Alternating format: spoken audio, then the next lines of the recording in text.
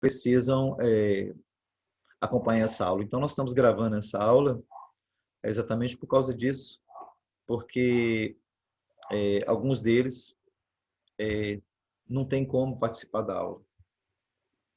Então, aí a gente está fazendo isso exatamente para dar a eles a oportunidade, né? Não é assim, não é o ideal, mas como a gente, alguns não têm condições de estar participando hoje, é por isso que a gente está dando essa possibilidade. Mas quem vai participar nesse modelo não é assim o ideal, porque tem muita coisa que você só vai aprender mesmo aqui na sala de aula. Então, por mais que a pessoa vai acompanhar essa aula depois, ele não tem condições de ter o mesmo aprendizado de vocês. Então, vamos lá. Acho que agora a turma está tranquila. Muito bem. A primeira coisa que eu queria falar com vocês nós vamos orar, na verdade, nós falamos que íamos orar e nós não oramos. Vamos orar. Deus, em nome de Jesus, eu quero pedir a tua bênção sobre os nossos alunos, sobre a nossa aula, que seja uma aula proveitosa, uma aula edificante. Ó Deus, seja uma aula abençoadora, que teu Espírito Santo esteja falando no coração de cada um de nós e que o aprendizado não seja apenas uma teoria, mas que seja um aprendizado para a vida, para o ministério, que o Senhor revista com teu Espírito Santo cada um de nós, nos enche de sabedoria e de poder, em nome de Jesus. Amém. Muito bem. Meus irmãos, esse texto de 2 Timóteo 1, verso 12, espelha bem o que Paulo pensa a respeito do ministério e da obra que Deus havia entregado nas mãos dele. Quando ele diz que está sofrendo, ele diz, por isso estou sofrendo essas coisas. Todavia, não me envergonho, porque sei em quem tenho crido, e estou certo de que ele é poderoso para guardar o meu depósito até aquele dia. Então, observe que o apóstolo Paulo, ele sofre por uma causa, por um propósito de vida, por um projeto de vida. Então, para ele, o ministério não era uma teoria, era uma realidade. Então, quando a gente vai ler as cartas paulinas, a gente não pode ler apenas como uma teoria teológica. Não é uma coisa que Paulo ele está desenvolvendo como se fosse um estudo apenas teórico. Ele colocou a vida dele nisso, né? O comprometimento de Paulo. As cartas de Paulo demonstram o seu comprometimento, a sua maneira de enxergar a obra de Deus. Então, quando a gente lê a carta de Paulo, não é para a gente ter uma discussão teórica, especulativa. A gente perde muito tempo com essas especulações, a quando que escreveu, foi Paulo que escreveu, não foi Paulo. A gente se esquece que a proposta das cartas é uma proposta prática para a vida, né? Não é uma coisa, não é uma teoria, não é apenas uma teoria, é um projeto de vida. Então, Paulo não está preocupado em apenas transmitir para nós uma teoria teológica. Ele está preocupado em propor uma maneira de encarar a obra de Deus. Ele escreve com um propósito. Então, a gente não lê carta do apóstolo Paulo apenas para ficar conjecturando teologicamente.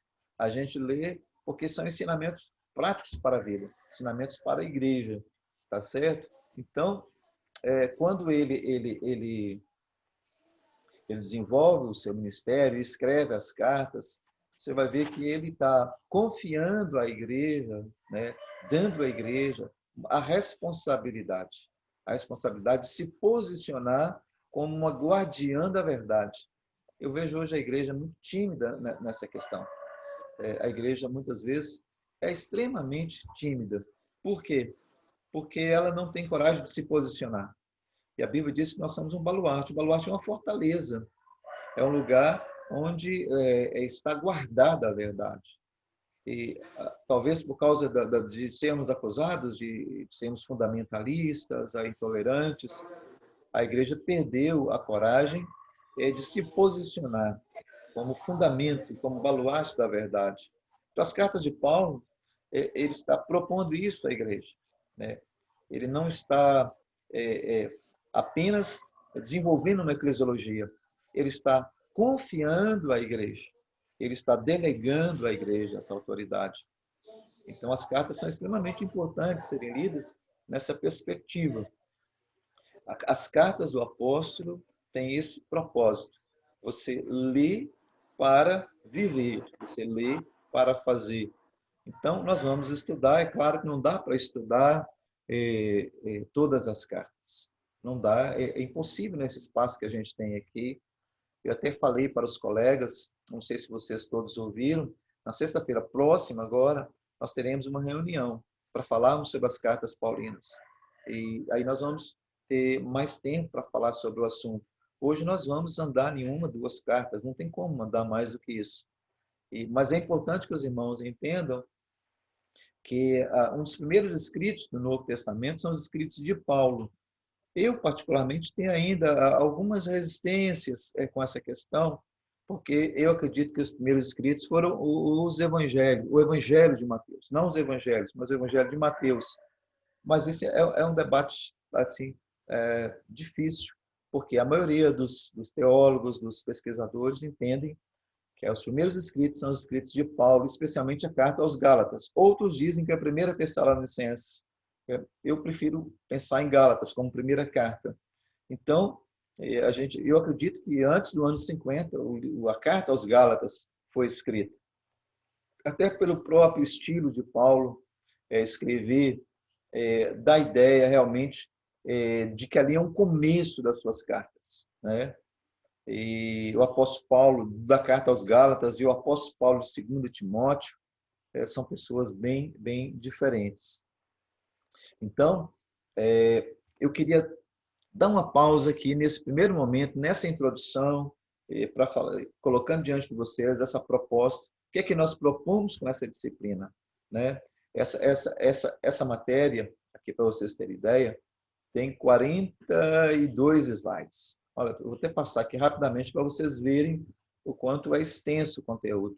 Eu enviei para vocês o texto em PDF e para que vocês tivessem uma noção. No último slide desse PDF, faz uma datação das cartas de Paulo, né? E esse slide também assim, difere de pesquisador para pesquisador. Eu sou favorável a essas datas aqui. Carta de Gálatas no ano 48, Tessalonicenses no ano 51, Coríntios no ano 54, 55, Romanos 55, 56, 2 Coríntios nesse ano 55, 56, Efésios, Colossenses, cartas da prisão lá pelo ano 61, e as pastorais, que nós não vamos trabalhar aqui hoje, né, para ser motivo para outra aula, nos anos 61, e a última, 2 Timóteo, já nos dias quase Paulo deve ter morrido lá pelo ano 65. Então, são as cartas que convencionalmente são estabelecidas essas datas. Mas eu não discuto datas, eu acho que essa questão não é a mais importante para a nossa disciplina. Eu me preocupo mais com o conteúdo das cartas, né? O que as cartas estão propondo. Então, é um conteúdo muito grande para a gente ser tratado numa sala de aula. Então, estou mostrando para vocês o tamanho do conteúdo, e vocês precisam estar dispostos às leituras, às pesquisas, porque o conteúdo é muito grande.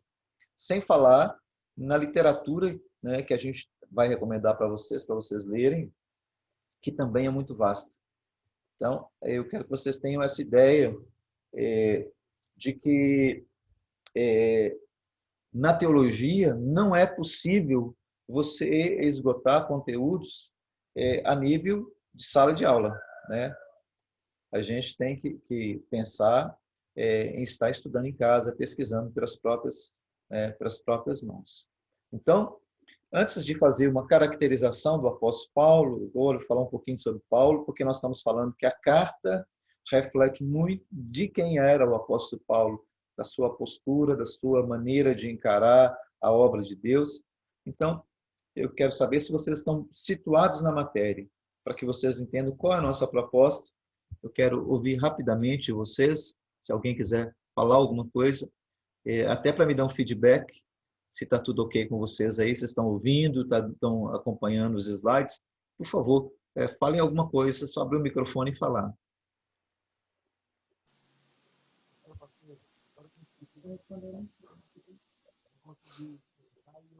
Você está respondendo? Pastor? Sim. Ana? Pode falar, Bob. Pastor? Sim, estou ouvindo, Bob. Pode falar. Pastor? Eu estou ouvindo, Bob. Pode falar. Tudo bem aqui, pastor? Ah, tá tranquilo para você, né? Beleza. Alguém quer falar mais alguma coisa? Se está entendendo a proposta da nossa aula? Pastor, Sim. Diga, Lázaro. tá tudo bem aqui. Eu, particularmente, gosto muito dessa matéria, as cartas paulinas, e principalmente a carta de Efésios. E tá tudo Ah, bem. ótimo. A aula, a transmissão, tudo ok. Obrigado pelo retorno, Lázaro. A Viviane está Pastor? perguntando, só um minutinho, Bob. Viviane está perguntando aqui se eu vou mandar o slide. Vou mandar perfeito, do jeito completinho para vocês, tá? Pastor, tá Sim, me ouvindo? estou ouvindo, Viviane. Para mim tá perfeito aqui o áudio, agora eu consegui entrar. Igual o senhor falou aí que não tem como dar o conteúdo, em qualquer curso não tem. Ainda É bem que o senhor verdade. faz um milagre aí para poder a gente estar atendendo e entendendo a matéria. Ah, ótimo, Viviane. Obrigado pela sua participação, viu, irmã? É isso mesmo. Ok, então tá bom. Eu posso prosseguir então, gente? Sim ou não? Sim, vamos que vamos. Então, Sim, beleza, pastor, André. vamos lá. Ótimo. Então vamos lá. Tudo certo, pastor. Perfeito. Beleza. Então vamos lá. Vamos voltar onde nós estávamos. E aí, pastor, tá me ouvindo? Estou ouvindo. Quem está falando? Tiago, Oi, Thiago. Tranquilo, Thiago. Estou te ouvindo, viu? eu tive uma dificuldadezinha, mas eu fui profissional.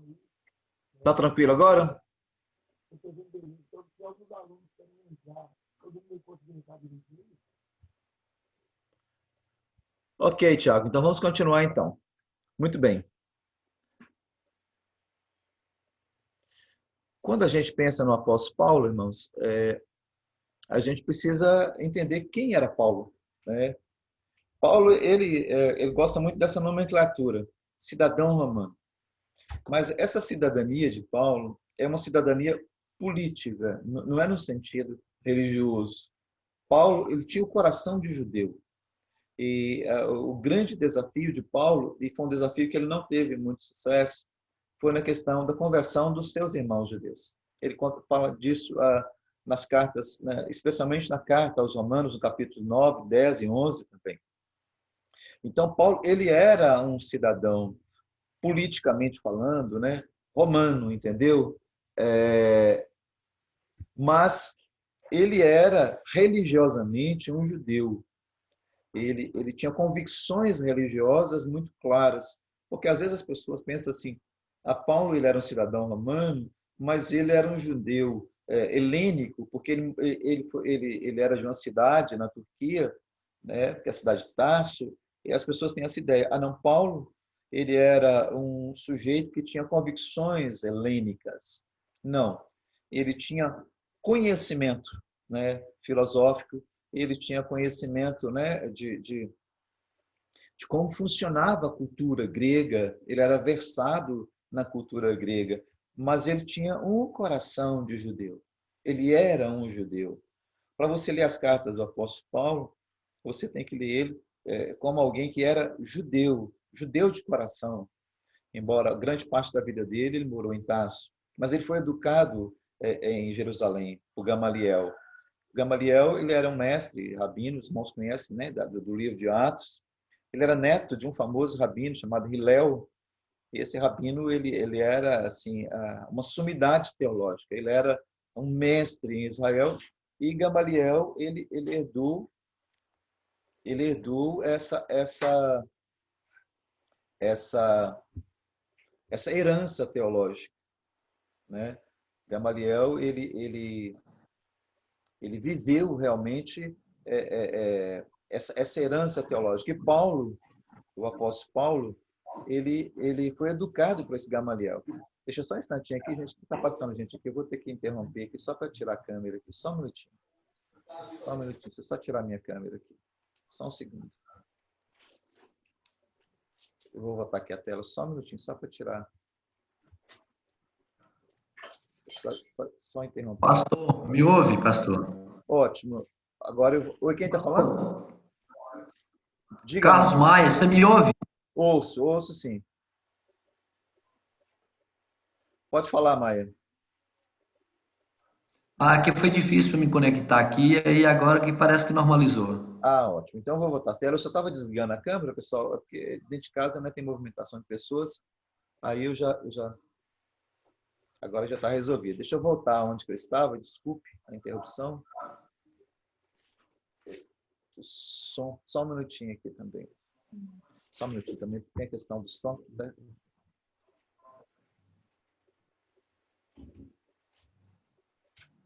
Só um minutinho, pessoal.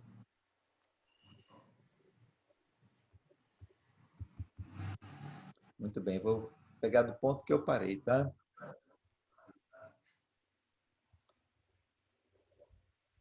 Isso, por que eu parei? Muito bem, então eu estava falando do apóstolo Paulo. Então, ele era um judeu ortodoxo. Ele não era um judeu helênico. Ele, como eu disse, ele morou fora de Jerusalém, morou em Tarso. Mas ele tinha essa mentalidade. E isso é percebido claramente nos escritos de Paulo. Porque muitas vezes, quando você vê Paulo questionando a lei judaica, você pensa assim, mas então é porque ele tinha uma mentalidade helênica. Não, isso é fruto da experiência dele com Jesus. Ele era fariseu, ele era um judeu ortodoxo. Então, Paulo ele deve ter nascido lá pela volta de 1 ano depois de Cristo. Muitos acreditam que ele pertenceu ao Sinédrio. A Bíblia não diz claramente isso. A Bíblia diz, por exemplo, em Atos 26, 4, 5, que ele participava de alguns processos, decidindo, inclusive, se deveria perseguir os cristãos ou não.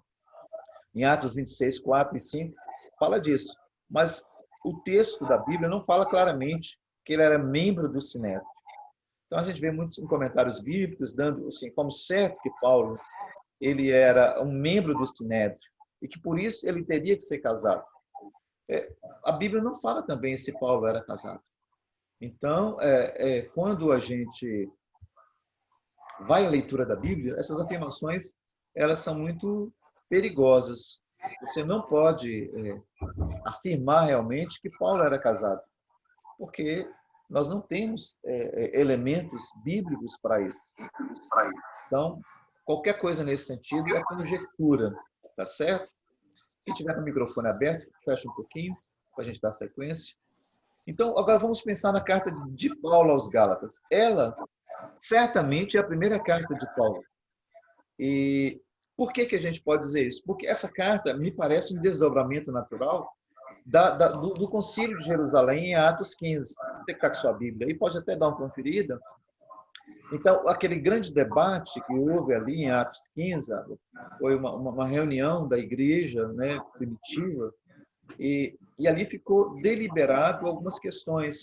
E uma delas é que o apóstolo Paulo e Barnabé teriam liberdade para pregar o evangelho da graça e que os judeus viveriam como judeus e os gentios como gentios. Apenas aquelas observações estritas com relação, né, ao consumo de carne, animais sufocados e a idolatria.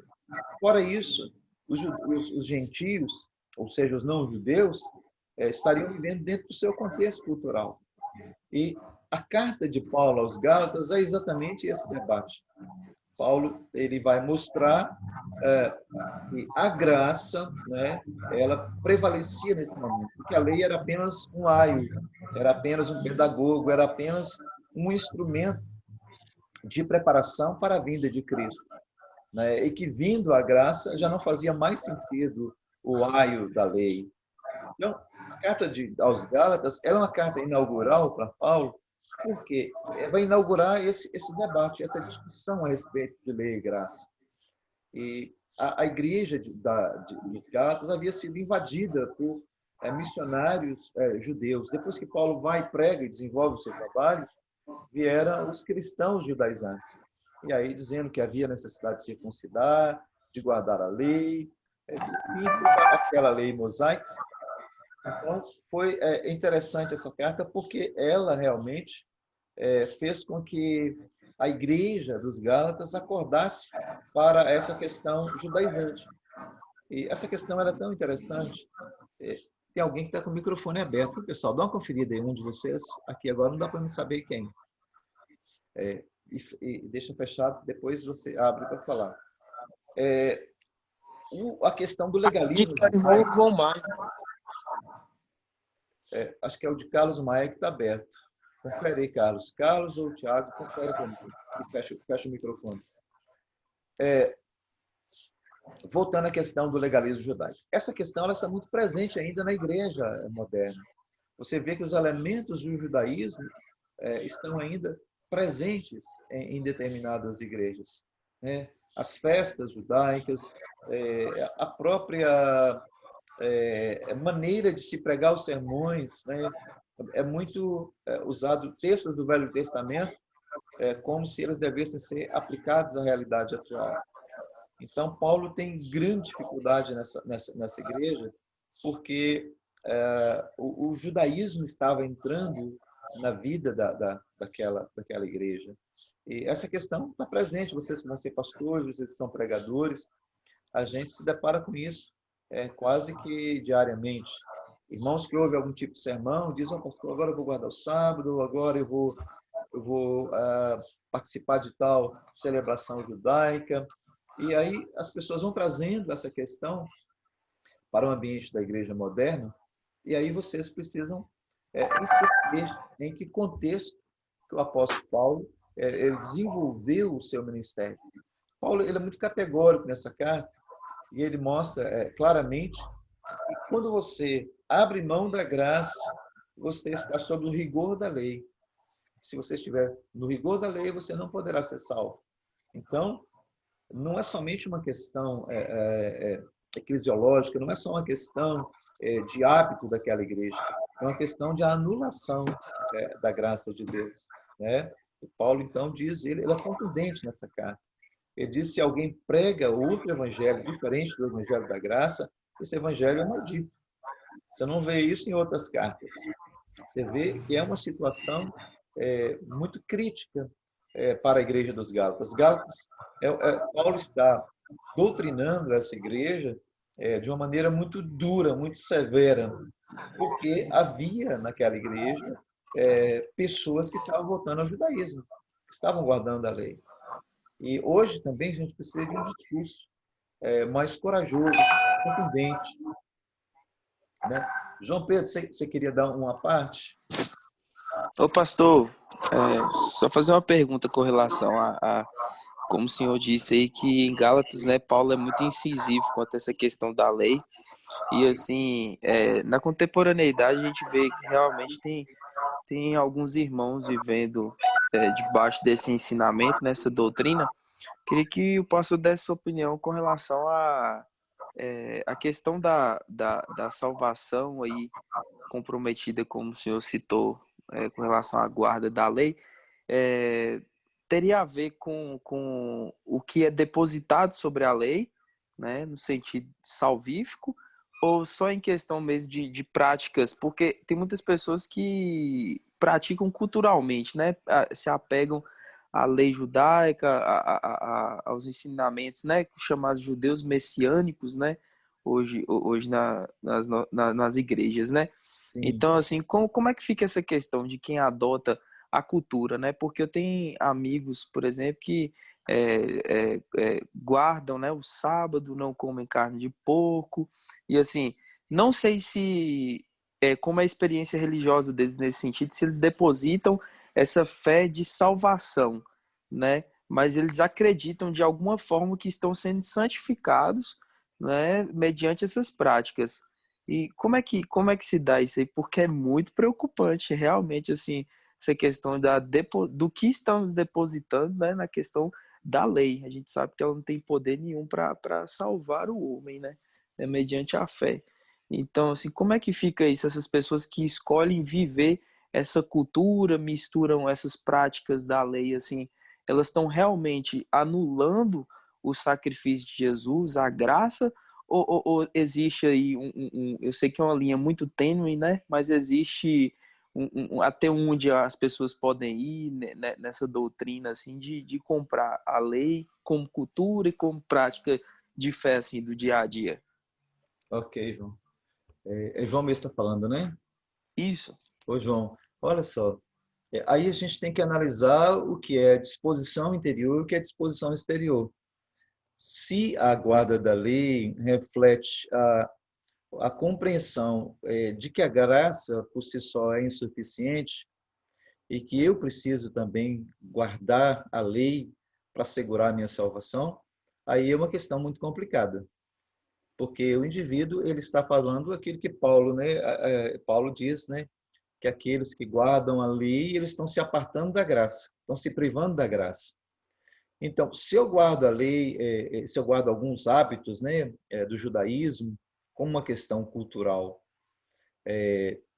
e necessariamente eu não abrir mão da graça, eu guardo isso de repente para ser diferente, ou para, sei lá, para dar uma cara diferente. As pessoas gostam muito, hoje há muito modismo, né? Não é ideal, mas não é tão grave. Mas quando a pessoa ela guarda a lei, ela guarda o sábado, ela deixa de fazer por uma convicção religiosa, por achar que isso, de alguma forma, vai assegurar a sua salvação e que se ela deixar de fazer isso, ela não terá salvação, eu acho que aí já é muito complicado mesmo. E a minha preocupação nesse sentido, e porque a gente não tem como julgar essas coisas, é de que nada que a gente faz exteriormente não é motivado por uma questão interna. Então, é aquilo que Jesus diz, né? A boca fala do que o coração está cheio, né? Então, quando a gente tem um comportamento religioso exterior, pode ser que haja uma motivação interna. Não é sempre. Então, a preocupação com esses hábitos que vão entrando sutilmente na igreja é que eles, na verdade, estejam revelando uma disposição interior, uma descrença na suficiência da graça. A carta de Paulo é escrita basicamente por isso. Porque ele percebe que aqueles irmãos que haviam acolhido ele com alegria, ele escreve falando isso, olha, vocês me receberam como se eu fosse um anjo de Deus, mas agora vocês estão deixando para trás tudo isso, né? Então, essa era a preocupação de Paulo, né? Tem a ver com sua pergunta, né? De que aquela igreja abraçasse as práticas judaicas e se afastasse da graça. É a mesma questão hoje. Deu para você fazer esse paralelo, João? Sim, pastor, perfeito. Muito oportuna a sua pergunta. Realmente é uma questão muito perigosa, né? Muitíssimo perigosa. Sim. E a gente não Desvalorizar pode o sacrifício, né? não. Ok, obrigado. Nada. Sempre que alguém quiser falar, é só levantar a mão aí. Eu vejo aqui na tela, viu, gente? Dá para me perceber aqui na tela que vocês estão querendo participar. Ok? Terminando, então, essa questão da carta de Paulo aos Gálatas, nós vamos entender que o concílio de Jerusalém, aquele concílio, foi a base, né? Foi a base para a carta. Observe que a partir daquilo que foi decidido ali, Paulo vai escrever essa carta, né? Então, Paulo ele está escrevendo baseado em decisões que não era só a disposição de Paulo. A própria igreja de Jerusalém havia reconhecido a necessidade de ver que os gentios precisavam de um tratamento diferenciado. E essa ideia de que a gente é judeu, nós não somos judeus, irmãos, nós somos gentios. Né? Por mais bonita que seja a cultura judaica, nós não somos judeus. Então, a igreja de Jerusalém é a igreja de Jerusalém. Nós não somos a igreja de Jerusalém, nós somos a igreja de gentios. Ok? Vamos pular então agora para a carta dos Tessalonicenses. Se não houver nenhuma pergunta, eu vou pular aqui para Tessalonicenses. 2 participantes levantaram a mão. Quem são? Pode falar o primeiro aqui, eu não vejo o nome. Quem é o primeiro que gostaria de falar? Bom dia, pastor, tudo bem? Diga, Wagner. Tudo bom, Wagner? Bom dia. Tá me ouvindo? Estou, perfeitamente. Eu achei muito interessante e pertinente a fala, acho que foi de João Pedro, muito interessante, porque essa questão, inclusive, essas igrejas, algumas igrejas aí do movimento neopentecostal e também, infelizmente eu tenho que citar o nome, é a Adventista do Sétimo Dia, né? Que é a mais conhecida, que guarda o sábado, né? E esses costumes. Mas, assim, quando a gente vê no Concílio de Jerusalém, como o senhor falou, eu até coloquei isso no trabalho que a gente fez anteriormente, não tem nenhuma dessas exigências. Pelo contrário, a inclusão dos gentios, ela segue de três exigências, que é se afastar dos ídolos, né? Dos alimentos sacrificados e da imoralidade sexual. Sim. Então, não tem nada disso, não tem uma circuncisão, não tem a guarda da lei, mas tem o que tem se guardar das coisas que ofendem a Deus, das coisas que diretamente ofendem a santidade do Senhor. E Paulo, ele é tão incisivo nesses argumentos que praticamente em todas as cartas dele ele costuma falar sobre, dar um pitaco sobre essas coisas. Então, assim, ele entendeu que a graça, que a lei era a sombra da graça. Então, que quando a graça chegasse, a lei ela se afastaria. Que é como se fosse a gente andando num sol. A gente, enquanto o sol está por cima, a sombra está na frente, mas quando a gente chega, a sombra passa para trás. É, então, Paulo ele entendeu muito bem a questão que a graça ela sobrepõe a lei, porque a graça tem o poder para salvar e a lei a lei pelo contrário, ela traz a condenação, ela revela o pecado. Isso, exatamente isso, Wagner. Muito bem, meu irmão. Né? Concordo plenamente com você. Tem mais três irmãos que levantaram a mão. Pode levantar a mão, viu, irmão? Pode dizer o primeiro aí, irmãos. Não dá para me ver o rosto, mas pode falar o primeiro aí. Perguntar ou falar.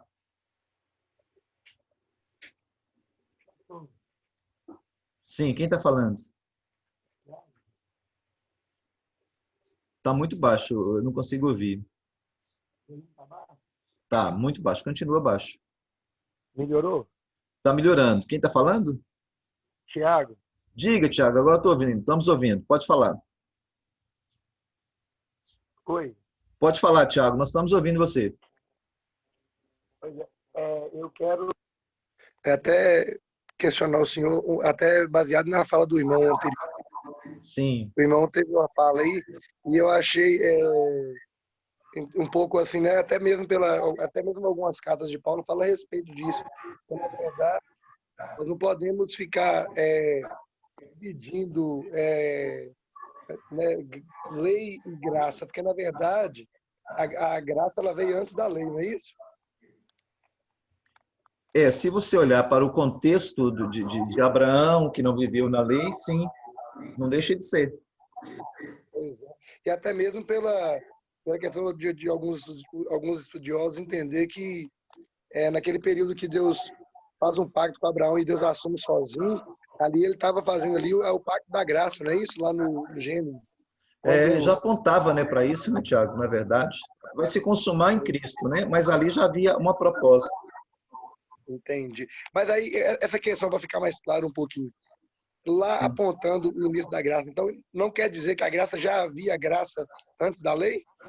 É porque, olha só, existia, o apóstolo Paulo, a carta aos Hebreus discute essa questão. Desliga o seu microfone só um pouquinho, só enquanto eu falo. Olha só, Abraão, ele andou com Deus, não era pela lei, mas é pela fé. Então, Pastor, oi.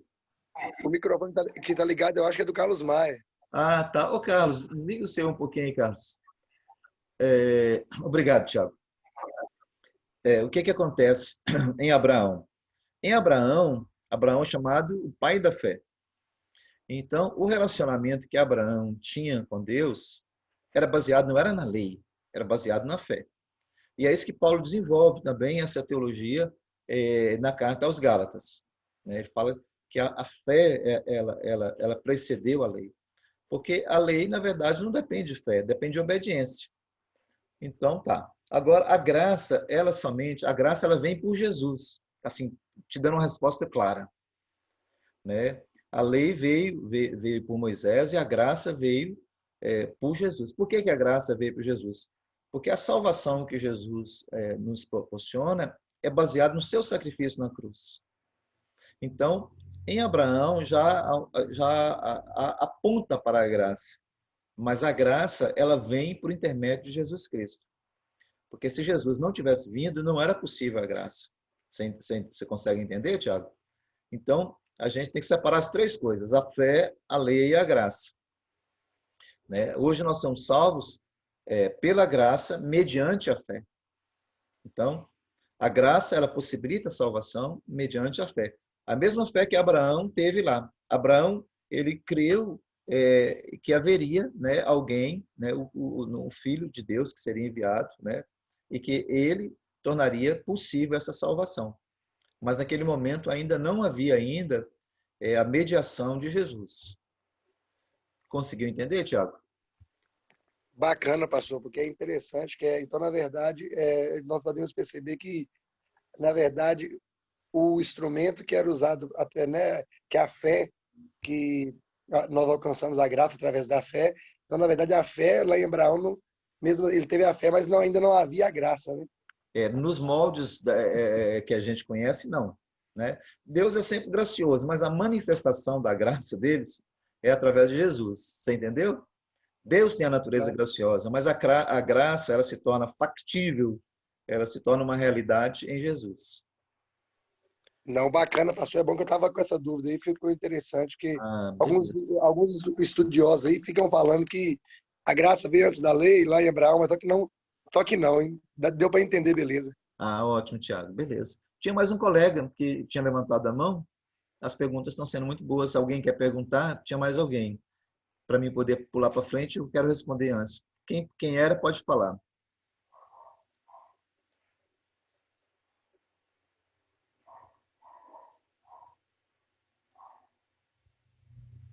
Pelo jeito, então tá. Pastor. É quem? Ok, pastor. É Bob que está querendo falar? Diga, Bob.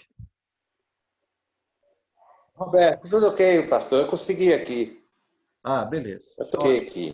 Joia. Muito bem. Então, eu posso seguir, gente?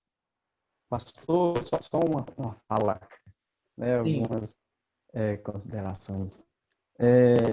A gente vê que lá no concílio, né, de Atos 15, ali a gente, igual o senhor, né, já nos explicou, falando, o apóstolo Paulo, ele tinha ali por ser um cidadão romano, né, mas foi instruído, ensinado ali pelo mestre, né, o Rabino Gamaliel.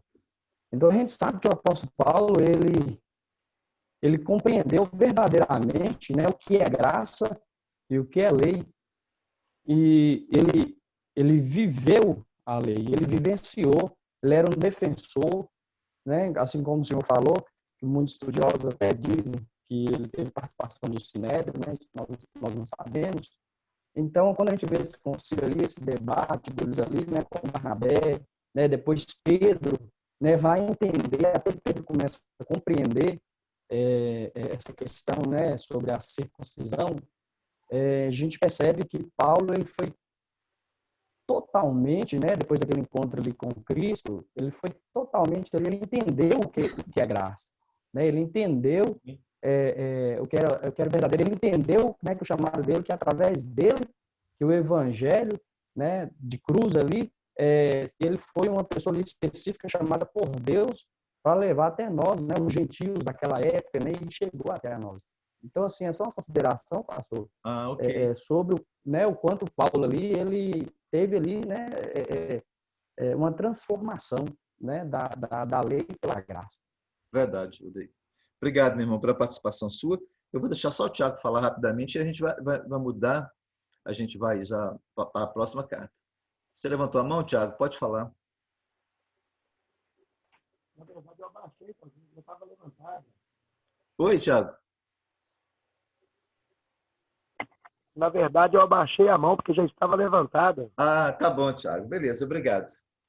Muito bem, meus irmãos. Então, vamos para a próxima. Deixa eu avisar para vocês. 10 horas é a hora do recreio, tá? E hoje vai ter recreio e atividades para vocês ao mesmo tempo, tá? Deixa eu só avisar já. Né? Quem vai mandar pedir a esposa ir para fazer o café, ou vai fazer o mesmo café, ou o esposo, ou pedir alguém da casa, para saber que 10 horas nós vamos parar. Vai ter uns 5, 10 minutos para vocês tomarem café e mais 20 com atividades, tá? Alguns estão me enrolando hoje, ou vocês não vão me enrolar, não. Vamos lá aqui, a carta aos Tessalonicenses. Primeira e segunda carta, né? Muito bem. Deixa eu ver o que aconteceu aqui. Espera que eu chego lá já. Aos Tessalonicenses. Isso. Muito bem. A primeira coisa que a gente precisa já fazer, que é a distinção, é a seguinte. Essa carta é para uma igreja que está na Europa. Não é uma igreja da Ásia, como é o caso de Gálatas. Os Gálatas, eles estão na Ásia Menor, na Eurásia, na região da Turquia. Então, é diferente da realidade das igrejas da Macedônia. Então, essa carta de Paulo aos macedônios, aos europeus ali da região oriental, né, a região próxima da Grécia, ela vem dentro de um contexto um pouco diferente. Ali, a questão maior não era a questão da presença dos judeus que estavam tentando judaizar a igreja. Ali há outras preocupações, né? E o apóstolo Paulo, ele vai tratar ali de uma questão bem interessante, que é uma questão mais escatológica, né? Que é a questão da vinda de Jesus, né? E ao tratar esse tema, ele traz, assim, primeiro, muita perplexidade, né? Eles ficaram assim, não podemos esquecer que eles estão ali ligados de alguma maneira à região da Caia, à região de Atenas e de Corinto, e que a filosofia grega, ela, especialmente a estoica, eles têm grande dificuldade com relação à questão da ressurreição. Então, pensava-se naquela igreja, a pessoa morreu, né?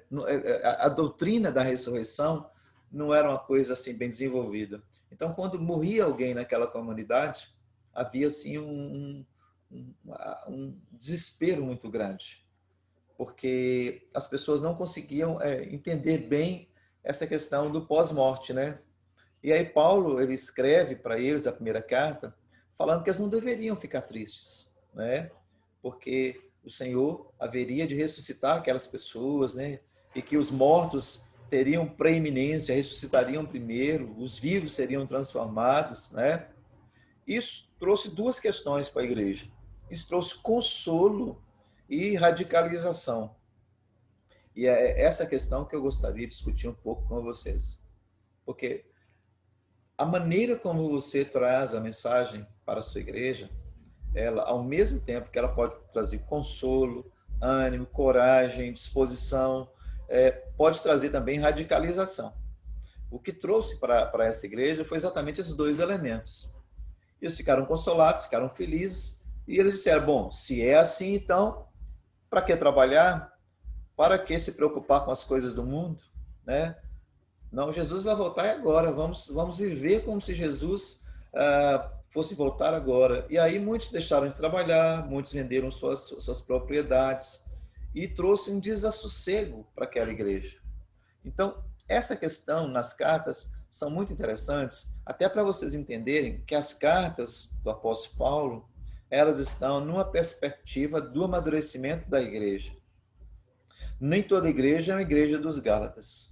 Nem toda igreja é uma igreja dos Coríntios. Nem toda igreja é uma igreja dos Tessalonicenses. Porque, às vezes, a gente, principalmente quem prega, eu gosto demais da carta dos Gálatas. E você vai pregar só Gálatas nessa igreja? Não. A gente tem que ter cuidado em fazer essa contextualização cultural, histórica, com o ambiente do nosso ministério. Até o apóstolo Paulo escrevendo uma carta, e essa carta é inspirada por Deus, ela ainda precisou, mais à frente, ser enviada uma segunda carta. Então, qual a reflexão que a gente precisa fazer? É que as nossas abordagens na igreja, eventualmente, elas precisam de reparos e de complementações. Eu até acho engraçado. Tem pessoas que, quando vão pregar um sermão na igreja, eles querem falar tudo que Deus tem para falar de uma vez só. Se você fizer isso, você vai causar problemas para a sua igreja. Porque a igreja nunca está preparada para receber tudo de uma vez. Essa igreja, ela recebeu essa mensagem, mas precisou de uma segunda carta. Você observa que a segunda carta, o apóstolo Paulo, ele vai falar, ele vai suprir lacunas, né, que ficou na primeira fala dele, né? Ele falou, olha gente, as coisas não vão ser assim, com esse imediatismo todas que vocês estão, né, se perturbando, vocês estão apavorados. Alguns fenômenos vão precisar acontecer antes, né? E aí começa a falar que é preciso vir a apostasia e que havia necessidade do anticristo se manifestar, até que aí sim haveria o arrebatamento e a ressurreição. Então observe que a gente que está nesse campo da teologia, a gente tem que ter bastante cuidado, porque o nosso discurso gera reações. E às vezes o seu sermão, ele precisa, você começa uma ideia no domingo, você vai continuar no outro domingo. Você começa a trazer um assunto, você não pode pensar que aquilo ali é a solução para a sua igreja, né? E as cartas de Paulo vão muito nessa direção. Você vai ver que aos Coríntios ele tem que escrever outra carta, você vai ver que aos Tessalonicenses eles têm que escrever outra carta, exatamente para suprir essa lacuna que ficou, né? A carta, ela veio no primeiro momento consolando. Não, que bom, consolou, o povo ficou feliz, tem ressurreição mesmo e tal. Mas aí o quê? Gerou o quê? Uma radicalidade. E aí é importante, você que é pastor ou que exerce funções pastorais, ter atenção especialmente com os novos convertidos. Porque o novo convertido ele tem a tendência de receber aquilo ali em estado bruto e radicalizar. E aí ele vai para outro extremo. Então, esses cuidados, e a gente vê hoje em muitas igrejas que partem para esse radicalismo, por não entender que até a revelação da palavra de Deus ela vem dentro de um processo, né? Quando você vê uma carta aos Gálatas e você lê, por exemplo, uma carta aos Efésios, você vai ver que são igrejas que estão distanciadas, né? Você vai ver o grau de maturidade de uma igreja e o grau de maturidade da outra igreja. Então, quando você lê as cartas de Paulo, você não pode entender que Paulo escreve isso numa semana. Na segunda ele manda uma carta para os Gálatas, na terça ele manda para os Tessalonicenses. Existe um processo cultural, histórico e até teológico mesmo. As ideias vão assentando de acordo com a caminhada da igreja. Então, essa questão aos Tessalonicenses, eu gostaria de pontuar principalmente essa questão, né? De que a palavra, ela, num primeiro momento, ela trouxe consolo, né? Mas trouxe depois uma radicalização. E essa radicalização aí gerou, né, angústia, desespero em algumas pessoas. Por quê? Porque eles pensaram, Jesus vai vir agora, então vamos vender tudo, vamos largar tudo, vamos abandonar tudo. Então, é essa ideia que eu queria pontuar com vocês rapidamente, né, e compartilhar com vocês sobre também a realidade local de vocês, a igreja de vocês, o mundo religioso de vocês, né, tentando fazer esse link, né? O seu discurso, a sua mensagem, ela está sempre sujeita. Você nunca pode pensar que a sua mensagem, o seu ensinamento, ele está acima dessas questões. Pode ser que você pregue um sermão no domingo e no segundo você tenha que retomar aquela questão. Porque às vezes é uma questão que está num processo, está num caminhar, né? Nunca deve pregar sermãos. Sermão é sermão, a palavra de Deus é a palavra de Deus. Sermão são mensagens que estão sempre a caminho, elas estão sempre num processo, né? E a palavra de Deus, não, ela é definitiva. E nesse caso aqui, houve a primeira carta e houve a necessidade da segunda, porque, na verdade, a revelação que Deus tinha para aquela igreja passava pelas duas cartas, né? Houve uma primeira carta, houve uma reação. E aí Paulo encaminha a segunda carta para colocar as coisas no devido lugar. Tá certo, senhores teólogos? Vamos conversar um pouquinho sobre essa questão agora. Eu quero abrir a fala para vocês. Se vocês lidam com esse tipo de situação, se é somente eu, como é que é isso? Queria que vocês me falassem alguma coisa aí. Tem dois com a mão levantada. O primeiro pode falar. Pode abrir o microfone e falar.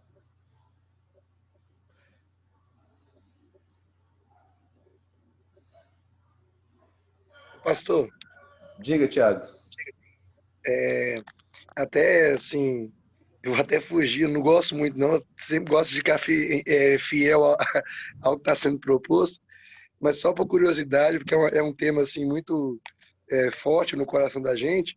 Eu queria só uma opinião rápida, não precisa nem ser demorada, mas o livro de Tessalonicenses, ele nos traz uma base sobre a vinda de Cristo, né? O retorno. Sim. É um dos pilares. E, por curiosidade, por estar estudando também sobre isso, tentando buscar um conhecimento mais, né, sobre esse tema, qual a opinião do senhor em relação ao arrebatamento da igreja?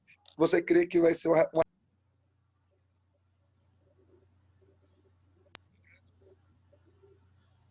Seu microfone falhou, Thiago. Completa de novo a pergunta. Aparece uma chamada aqui, perdão. O senhor acredita no arrebatamento da igreja antes da tribulação, durante a tribulação ou pós-tribulação? Ah, sim, é uma boa pergunta. Aí eu vou brincar com você. Nós temos uma disciplina chamada escatologia e nós vamos tratar dessa questão. Eu tenho uma opinião formada sobre o assunto, mas eu acho que se eu apresentá-la aqui, eu posso até depois te dar ela em particular. Ela pode suscitar algum debate. Então, aí eu preciso apresentar a minha opinião, problematizando, mostrando as diversas ideias, né, sobre os pré, os mid-tribulacionistas, pós. Mas eu posso depois te falar em particular qual a minha opinião. Pode mandar no privado mesmo, tá tranquilo. Pode mandar. Eu só vou falar uma coisa para você, e é importante para a turma também saber, que a doutrina do arrebatamento, assim como nós cremos hoje, ela tem em torno de 300 anos. A igreja primitiva, por exemplo, a igreja de Pedro, por exemplo, nos dias de Pedro, eles não esperavam arrebatamento. Eles esperavam a volta de Jesus. Mas isso não quer dizer que eu não creio no arrebatamento. Só para dizer para você que é um assunto bem, bem complexo. E aí nós vamos tratar na escatologia e depois eu te falo em particular. Só para não trazer um assunto que gera uma certa polêmica sem eu oferecer os elementos para o debate. Tá certo? Não, tranquilo, pastor. É bom que não foge também. Por isso eu não gosto de fugir, não. Mas essa curiosidade foi forte, depois a gente... Beleza. Nós tratamos depois. Mais alguém que gostaria de perguntar alguma coisa em relação à nossa aula? Tinha alguém com a mão levantada. Ô, pastor. Diga, irmão Wagner. Interessante nessas cartas dos Tessalonicenses essa questão da ressurreição, né? No caso, quando Cristo volta, o que vai acontecer com os mortos? Como assim? A gente vai levantar corporalmente mesmo, eu sendo Wagner? Ou a gente vai, sei lá, virar um espírito de luz? E a gente vê que Paulo ele trata que a gente vai ressuscitar no corpo, né? Sim. E é tão interessante que ele começa a expor isso nos Tessalonicenses e ele vai dar uma explicação melhor lá nos Coríntios. E havia pessoas que questionavam isso, mas, por exemplo, você chega em alguns irmãos e que tem esse tipo de dúvida, como é que vai acontecer? Já aconteceu, inclusive, aqui na igreja, comigo, com alguns irmãos, aí comecei a explicar para eles, não, mas como é que vai acontecer? E aquelas pessoas que são crematizadas, elas, como é que vai fazer? E aquelas pessoas que já morreram há não sei quanto tempo atrás, eu falei assim, aí eu levo eles a falar assim, você lembra daquela passagem da visão do vale de ossos secos? E só tinha osso lá e Deus foi poderoso para juntar aquele trem da vida? Então, se Deus pode fazer aquilo, Deus pode juntar também a poeira e fazer. Se Deus te criou do pó, Deus pode te refazer de novo. Essa é uma questão muito assim...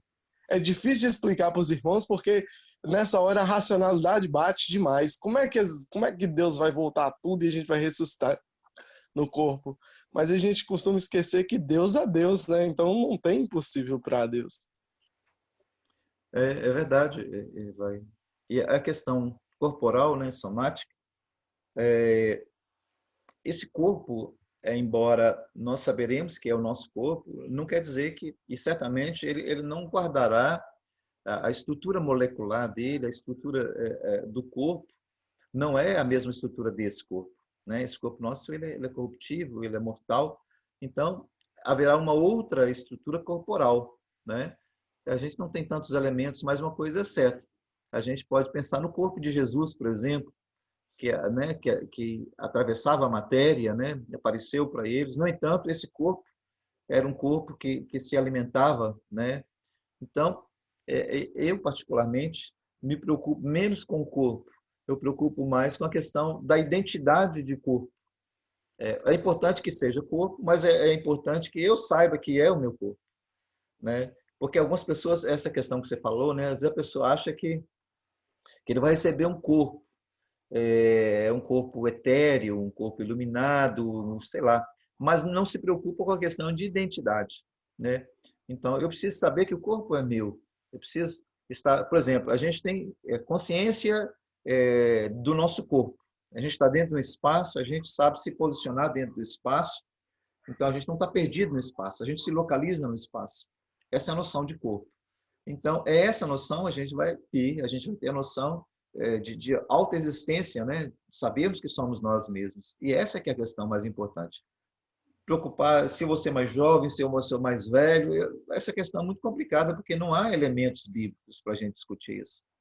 Uma coisa que nós temos certeza, é que nós teremos consciência de que somos nós mesmos. Estaremos lá no céu com Jesus, etc. Eu acho que essa é a questão mais importante, né, Wagner? Sim, sim. É interessante o senhor falou aí, porque a grande questão é essa da incorruptibilidade, né? A gente, Paulo fala que a gente vai morrer, né, corruptível e ressuscitar incorruptível, né? Exatamente. Claro, os que morreram. Mas é a grande questão também que eu acho. E essas coisas, assim, tem coisas que a gente nem precisa tentar explicar, né? É verdade, extrapola, né, Wagner? Eu estou vendo aqui que tem um nome chamado LGK10 e eu tenho a impressão que é o pastor Edson. Depois você me responde aí, pastor Edson, se é o senhor mesmo. Esse LGK10, se é o pastor Edson. É isso, pastor?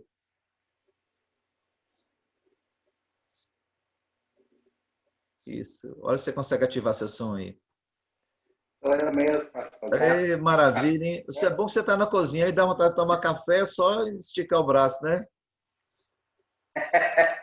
Agora estou fazendo café agora, você acredita? Beleza. 10 horas nós estamos parando para a gente tomar café juntos. Beleza?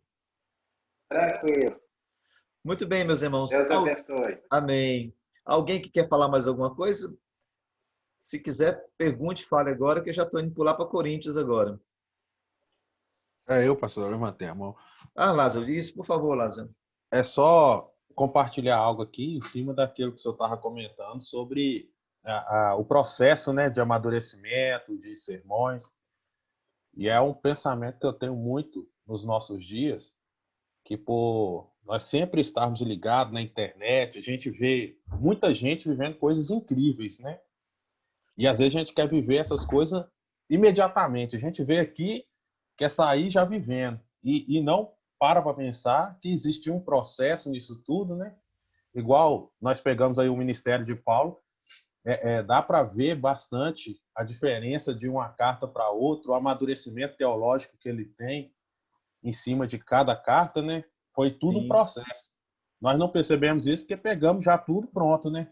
Mas se estivéssemos vivendo com ele lá, perceberíamos esse processo. Aí o que eu queria deixar até uma reflexão, que às vezes a gente precisa acalmar o coração mesmo, respirar fundo, ir um passinho de cada vez, né? Igual esse curso de teologia, são 3 anos e meio, vivemos uma semana de cada vez, um exercício de cada vez, até chegar ao final. Porque no final nós vamos colher o fruto de tudo isso que nós plantamos agora, né? Era só essa reflexão. É verdade, Wagner. Isso que você está falando é tão interessante que nos faz lembrar aquela será que eu saí da aula?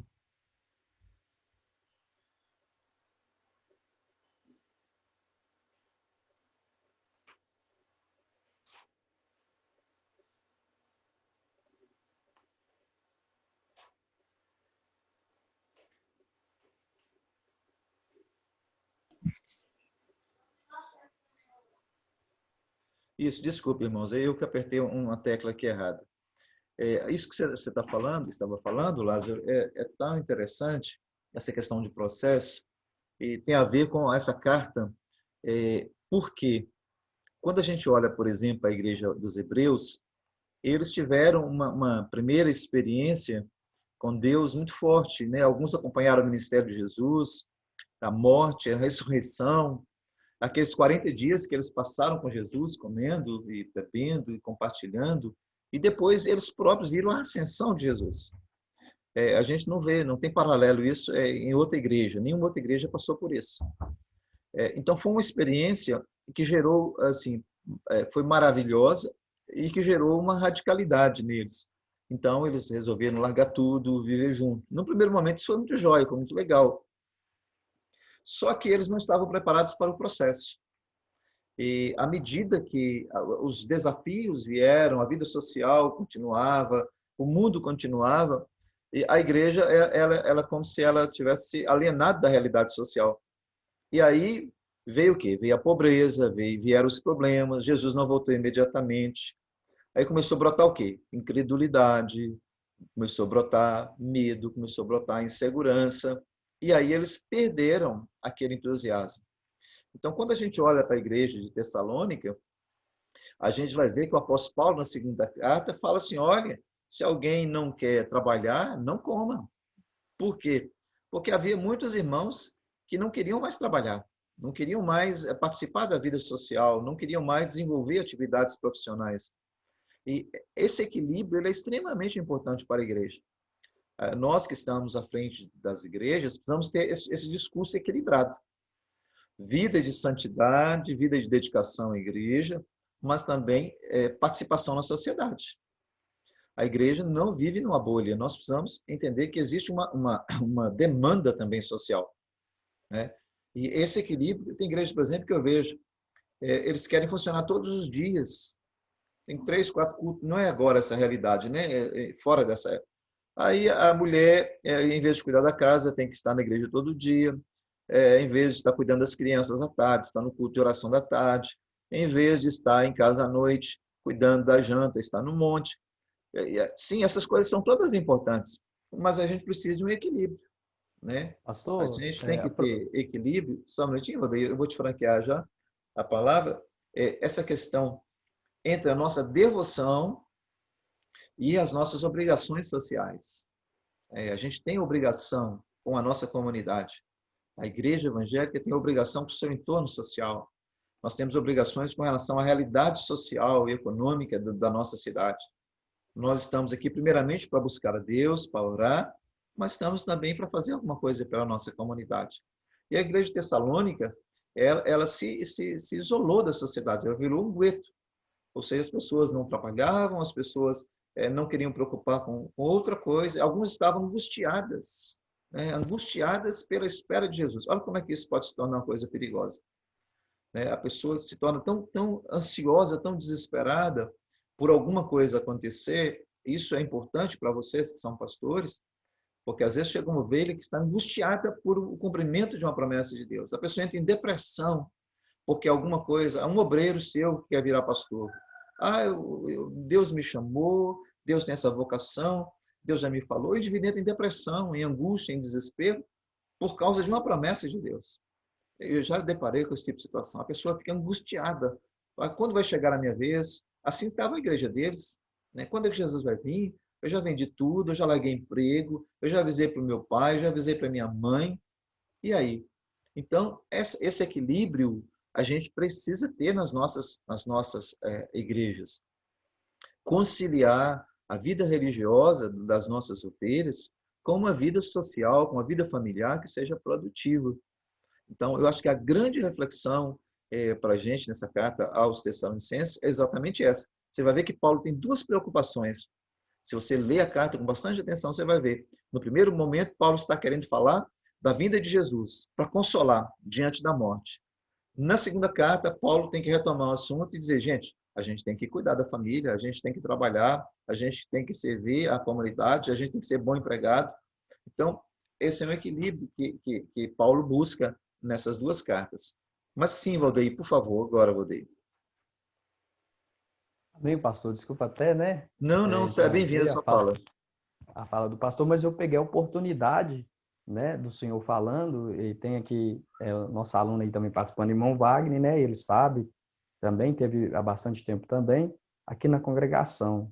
Em relação aos cultos, né, todos os dias, antes a gente tinha um obreiro anterior, né, não vou citar o nome dele, e às vezes ele queria tirar o tempo ali com a família, né, ele tinha outro trabalho também secular, e, e às vezes ele até me solicitava, irmão, você pode fazer isso, né, que eu vou estar indo, né, vou estar em família, e alguns irmãos não entendiam em relação a isso.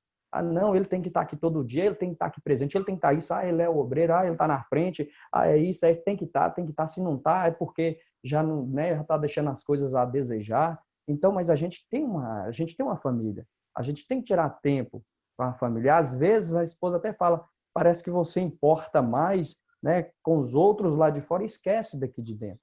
Então, nessa realidade, tenho certeza, pastor, que o senhor também já passou por isso, e em relação também, né, aos ensinamentos, né, a gente sabe, o irmão Wagner também sabe, não sei se ele vai, né, continuar essa fala ou não, sobre os ensinamentos. Às vezes, até o irmão Wagner fala assim, não, a gente tem que aplicar, né, passar para os irmãos como que é fundamentada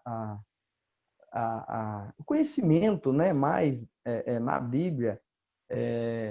E às vezes, quando a gente entra, dá aquele choque, né, neles, porque eles, né, são pessoas mais simples, né, assim, humilde, no conhecimento. E às vezes, quando a gente traz um conhecimento, até outros pregadores que a gente são escalados, fica até um pouco meio constrangido. Não, a gente não tem, né, o conhecimento. E aí, às vezes, a gente até começa a ficar assim, com aquele cuidado para não tentar ofender. Então, pastor, interessante essa aula, como o senhor nos diz anteriormente, que ele iria entrar sobre a eclesiologia, né, sobre a igreja. Então, é interessante essas coisas. E hoje, na igreja, a gente tem todos os dias, e fica um pouco meio enfadonho. Às vezes, eu até falo, gente, né, o nosso pastor, e professor do seminário, eu tenho conversado com ele e tem visto, né, os cultos não são todos os dias. Então, o senhor tem tempo para estudar, tempo para sair com a família, tempo para visitar. Então, isso às vezes acaba acarretando a nossa vida. E alguns irmãos não entendem isso. E se a gente for falar, não, a gente vai diminuir, né? Ou então tirar, não, hoje eu não posso, que eu vou tirar tempo com a família, aí acaba sendo uma ofensa para os irmãos. E aí é uma experiência que a gente, né, vai vivendo, e com o senhor que tem mais experiência, a gente vai tendo essa experiência. Gostei do pastoreio de pastores por isso, porque às vezes a gente, né, está numa determinada congregação, às vezes a gente passamos por coisas, né, difícil até de resolver, e a gente precisa esse acompanhamento, né, esse acolhimento para a gente ser novo, né, obreiro, a gente está tendo uma nova experiência, e a gente está aprendendo também, né, com os irmãos, e aprendendo a exercer. Então, a gente tem essa série de dificuldade, e é muito bom a gente ter esse acompanhamento, né? Às vezes o pastor até liga, né? Um irmão liga, oi, irmão, a paz do Senhor, tudo bem? Tudo bem, mas às vezes não está tudo bem. Às vezes tem coisas que precisam ser resolvidas. Então, eu acho isso muito interessante, pastor. Né? Acaba ficando um pouco bem enfadonho mesmo, se for fazer isso hoje. Não, hoje nós vamos tirar. É aquele choque. Não, está acabando com a igreja. Não é assim, os irmãos têm que entender. A gente precisa do trabalho secular também. Hoje, se eu não tivesse um trabalho secular, os irmãos não sabem, eu sou funcionário público, o irmão Wagner também é funcionário público, mas se não fosse, eu não sei de que eu estava vivendo. Por exemplo, meu filho, todo mês, né, é mais de um salário o leite que ele toma, porque ele, né, tem problema, enfim. Mas em relação a isso, imagine se não tivesse, né? E o apóstolo Paulo, nós sabemos que ele trabalhava também fazendo tenda. Isso que eu queria, pastor, tá deixando, né? E ver o que o pastor diz em relação a isso. Não, é isso mesmo, irmão Valdeir. É isso mesmo. A gente tem que ter o equilíbrio mesmo. Esse aprendizado, a igreja, a gente vai educando eles exatamente nesse tipo de situação. Traz a Bíblia, né? Traz uma carta aos Tessalonicenses para os irmãos verem a realidade. É um longo aprendizado, mas o pastor não deve estar pregando todo dia. Eu penso dessa forma, porque senão vai faltar conteúdo. Daqui a pouco você se torna monótono, repetitivo, e você não pode ir por esse caminho. Né? Outra coisa também, a pregação se torna apenas uma obrigação. Você tem que ter prazer em pregar, seja no domingo, seja na terça, seja qual dia que você prega. Você não pode cair nesse comodismo, não, porque esse é um perigo. A partir do momento que você não sente mais prazer na pregação, o seu ministério está por um fio. Então, não deixe entrar. Eu, por exemplo, quando sou convidado hoje para pregar em determinadas igrejas, estou mais velho também, antigamente a pessoa me fala assim, pastor, você fala na sexta-feira, você prega na sexta, você prega no sábado de manhã, você dá um treinamento, no sábado à tarde você dá um curso para os jovens, e aí no sábado à noite você prega para a igreja toda, aí no domingo de manhã você dá a escola bíblica, e no domingo à noite você prega de novo. Hoje eu não faço isso mais, porque você fica sem conteúdo, eu não tenho condições físicas também para isso. Normalmente, quando me convida, eu digo assim, olha, eu prego 2 vezes. Se tiver bom para o irmão, eu prego o sábado à noite, e prego no domingo, ou prego domingo de manhã e à noite. Por quê?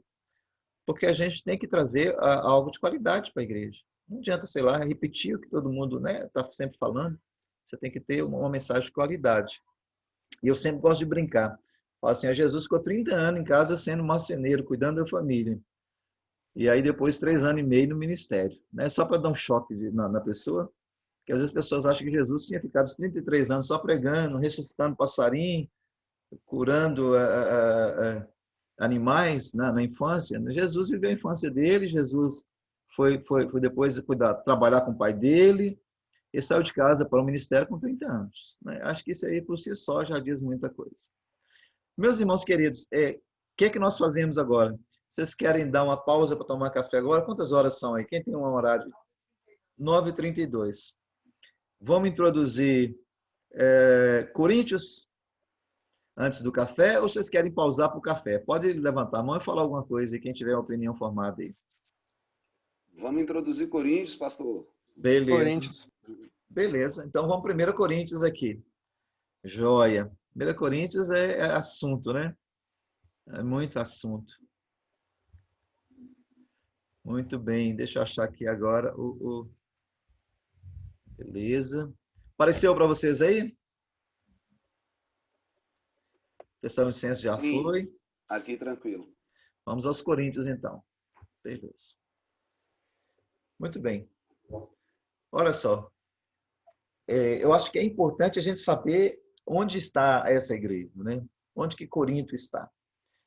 Corinto não está na Ásia. Corinto também, embora esteja na Europa, ele está lá embaixo, né? Eu não sei se eu estou com o mapa aqui, eu ia mostrar para vocês onde que está a cidade de Corinto. Deixa eu ver se eu tiver um mapa aqui, eu vou mostrar para vocês, porque a localização geográfica também ela é extremamente importante. Eu tenho um mapa aqui, ver se eu consigo mostrar para vocês aqui nesse mapa. Muito bem, deixa eu ver se nesse vai dar. Deixa eu pegar um mapa melhor, esse não está bom não. Maravilha, agora sim. Vocês estão enxergando esse mapa aí? Então, gente? Aqui tá legal, pastor. Imagem bem clara. Então, só acompanha o meu mouse agora, ó. O mouse aqui, ó. Estou aqui na Ásia. Essa região aqui, ó, é a região da Turquia. Paulo chama de Ásia, tá? Quando a Bíblia fala de Ásia, a Ásia está nessa direção aqui. Mas para o Novo Testamento interessa essa faixa aqui, ó, que é onde estão as 7 igrejas de Apocalipse, né? Onde está a igreja de Colossos também. Essa região aqui é a região da Turquia atual, né? Quando você atravessa, está vendo essa setinha? Você atravessa por outro lado, aí você entrou na Europa. Isso aqui é o final da Ásia, né? A gente chama de Eurásia. Mas aqui estão as igrejas da Galácia, as igrejas, né, de Éfeso, Esmirna, Laodiceia, Hierápolis, etc. Do lado de cá estão as igrejas da Europa. Cá em cima está a Macedônia, né? A igreja de Filipos, a igreja de Tessalônica. Nós acabamos de conversar sobre ela agora. E cá embaixo está a igreja de Corinto, tá certo? Então, a igreja de Corinto, ela está, deixa eu achar minha seta novamente, está aqui embaixo, tá? Então, ela está coladinha em Atenas, tá? É região portuária, tá? Aqui há a questão da filosofia de Atenas, há a questão de ser uma região portuária, de trânsito de estrangeiros. Era uma cidade multicultural. Havia a presença de muitas pessoas que visitavam a cidade de Corinto, né? Navios que aportavam em Corinto. Então, era uma cidade assim de muitas pessoas, de várias partes do mundo, né? Então, é preciso entender a realidade dessa igreja. Ela não é uma igreja como as igrejas da Ásia, por exemplo, né? Aqui é uma igreja que sofre a influência muito grande da filosofia grega, tá? Quando você lê 1 Coríntios, capítulo 1 e 2, você fala assim, Paulo está com ódio da filosofia. Que coisa, né? O Paulo está combatendo exatamente essa mentalidade especulativa que existia em Corinto, né? Então, em Corinto, eles estavam mais preocupados com a questão, se o camarada fala bem, se ele é eloquente, se ele tem um discurso filosófico. E aí Paulo vai dizer, olha, essa questão não é a mais importante, né? Eu não vou a vocês com um vocabulário rebuscado, sofisticado, com uma oratória, né, perfeita. Eu apresento Jesus, né? Eu quero apresentar para vocês a cruz de Jesus. Tá certo? É para você entender, porque às vezes a pessoa pensa assim, Paulo odiava a filosofia. Paulo, ele tinha uma questão contra esse tipo de filosofia que era desenvolvida em Corinto. As pessoas estavam preocupadas, ficavam apenas especulando, como em Atenas, né? A filosofia era apenas para essa igreja. É um motivo de discursos, de falas. E Paulo fala assim, olha, o meu discurso é outro, a minha mensagem ela está baseada na cruz. Só para vocês entenderem a realidade. Você não pode pegar a igreja de Corinto e comparar com a igreja de Éfeso.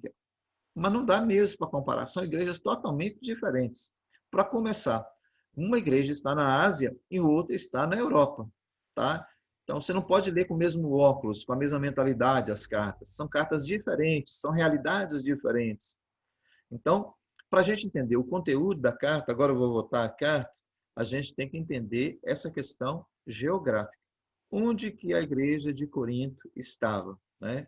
Para que você possa entender por que Paulo escreve daquela maneira, e ele só escreve dessa maneira para essa carta. A carta de Corinto, ela é uma carta diferente de todas as outras, porque tem questões localizadas em temas que são próprios daquela região.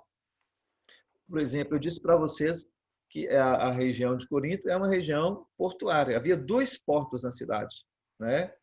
E então havia um trânsito muito grande, havia muitas influências naquela cidade e havia um ambiente de muita promiscuidade, né? Porque a cidade ela lidava especialmente com homens, né, que chegavam àquela cidade, né, que eram marinheiros. Então havia muitos prostíbulos. A prostituição era uma coisa tão disseminada naquela cidade que a maioria dos homens que eram casados e também as mulheres, eles tinham vida sexual fora do casamento. A prostituição ela era considerada lá sagrada. Então, uma das divindades mais famosas lá era Afrodite. Então, havia o culto a deusa Afrodite, né? Então, havia os prostitutos cultuais, né? Que eram rapazes que tinham a relação sexual com as pessoas que iam ao templo. Então, era uma cidade imoral. Pensa numa cidade imoral. Pensa numa Rio de Janeiro piorada, mas piorada 10 vezes, né? Muito piorada.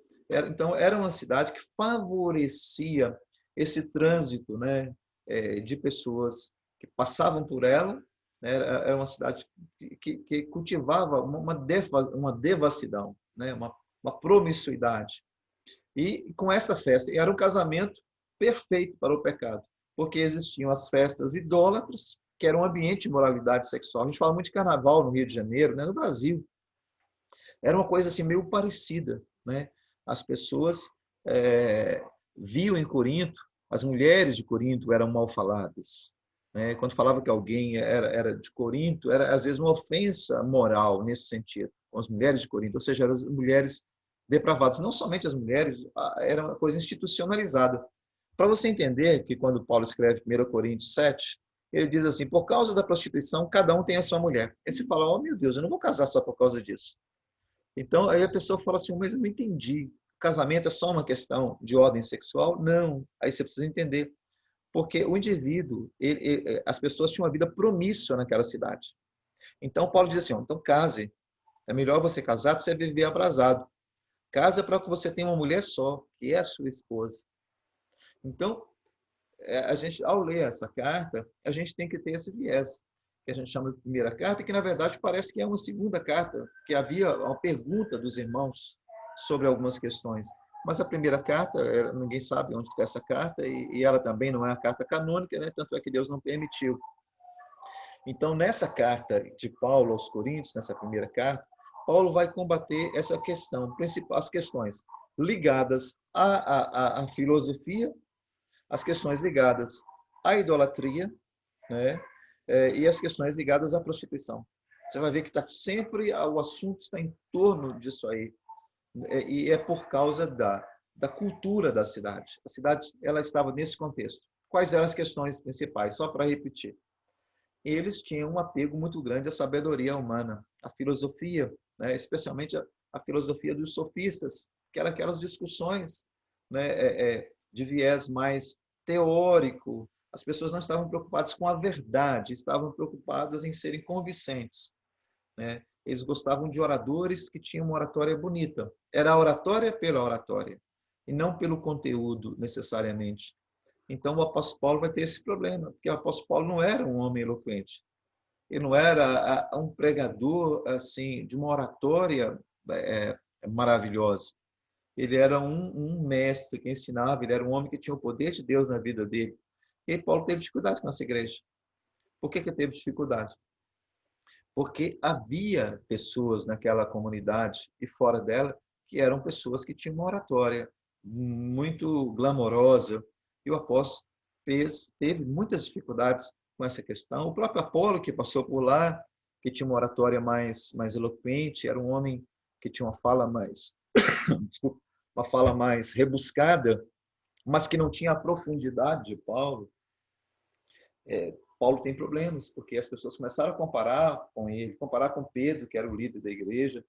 Então, aquela igreja ela tinha alguns comportamentos que estavam na raiz da cultura da cidade. E a gente que está como pastor, você precisa ter o cuidado de entender que nem tudo que acontece na igreja ela tem uma explicação religiosa. Há muitas manifestações que acontecem no dia a dia na igreja e que elas têm uma raiz cultural. E aí se você não entender a cultura, você vai ter dificuldade em lidar com aquela questão. Por que surge a questão das línguas? Por que as línguas é uma questão tão atrativa para o crente de Corinto? Porque a língua tem a ver com a eloquência, com a fala, com o mistério. Quer dizer, o indivíduo que falava as línguas estranhas tinha a questão não somente espiritual, mas a questão também de cultura religiosa. O indivíduo ele falava em outras línguas e aquilo era um sinal de autoridade espiritual, mas era também uma manifestação de uma eloquência, de uma verbalização. Então, numa cultura que se valoriza tanto a fala, se valoriza tanto a eloquência, as línguas vinham ao encontro. Era um atestado de espiritualidade, era um atestado de alguém que tinha uma capacidade muito grande. Então, eles achavam isso lindo e maravilhoso. Exatamente por causa de quê? De um contexto cultural. Você não vai ver essa questão em Éfeso. Você não vai ver essa questão em outras igrejas. Mas aqui, em Corinto, é uma questão extremamente importante.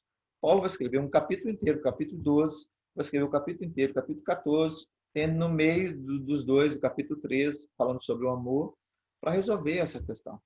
Não há nenhum tema na Bíblia que me ocorra agora que seja tratado em um espaço tão grande.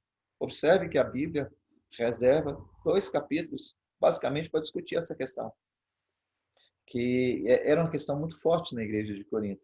Paulo não discute essa questão em outras cartas. E aí a gente pergunta, mas por que não? Aí eu volto a insistir com vocês. A questão da leitura cultural. Para os coríntios, essa era uma questão. A outra questão era de ordem sexual. Também Paulo não trata isso com essa ênfase em outras cartas.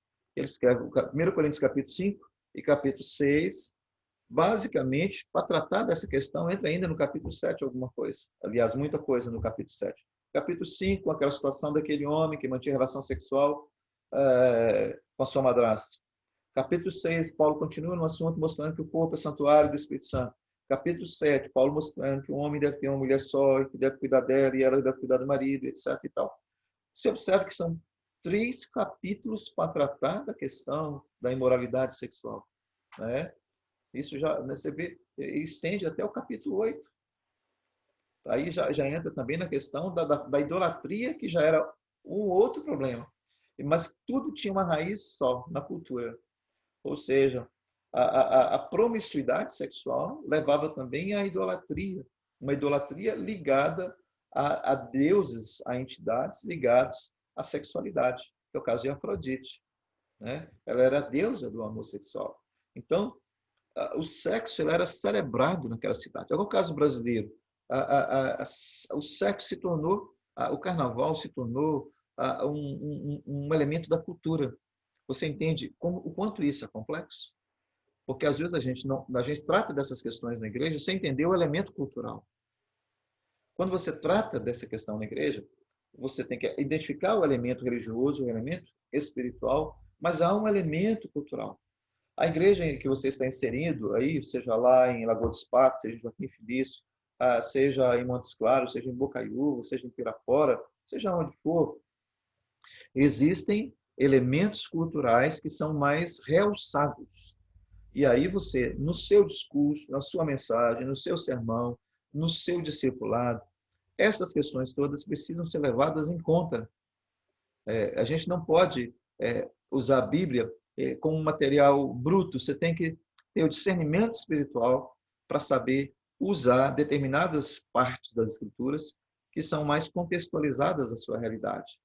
Então, a igreja de Corinto, ela é uma realidade que tem tudo a ver com os seus elementos culturais. A presença da filosofia, a presença da prostituição, em face de ser uma cidade litorânea, uma cidade que tinha um porto, uma cidade portuária, né? Tinha 2 portos na cidade. Imagine, uma cidade tinha 2 portos.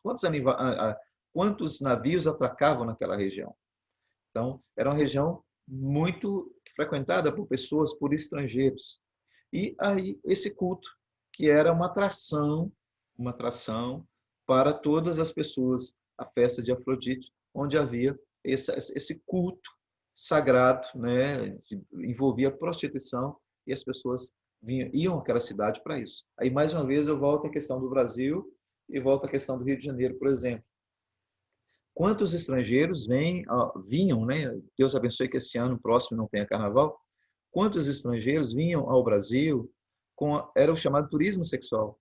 O indivíduo vinha para participar das festas, né, do carnaval, né, em que ali a celebração do sexo, como se o sexo fosse um elemento indispensável à cultura, né? E a gente percebe que a carta aos Coríntios, ela se identifica muito com a realidade das cidades portuárias e das cidades que têm essas festas. A gente pensa também em Salvador, por coincidência, Salvador é também uma região, né, litorânea. Rio de Janeiro é outra região litorânea e tem muito a ver com essa questão do turismo, e no caso do turismo sexual. Então, você como pastor, você como líder, você como membro da sua comunidade, você precisa fazer essa leitura cultural, né? Você precisa entender o lugar que a sua cidade ocupa no seu estado, na história do seu país, né? E entender por que essas coisas acontecem da forma como acontece, né? E a cidade de Corinto era exatamente essa cidade carregada de tantas tradições culturais que eram destrutivas para aquela cidade.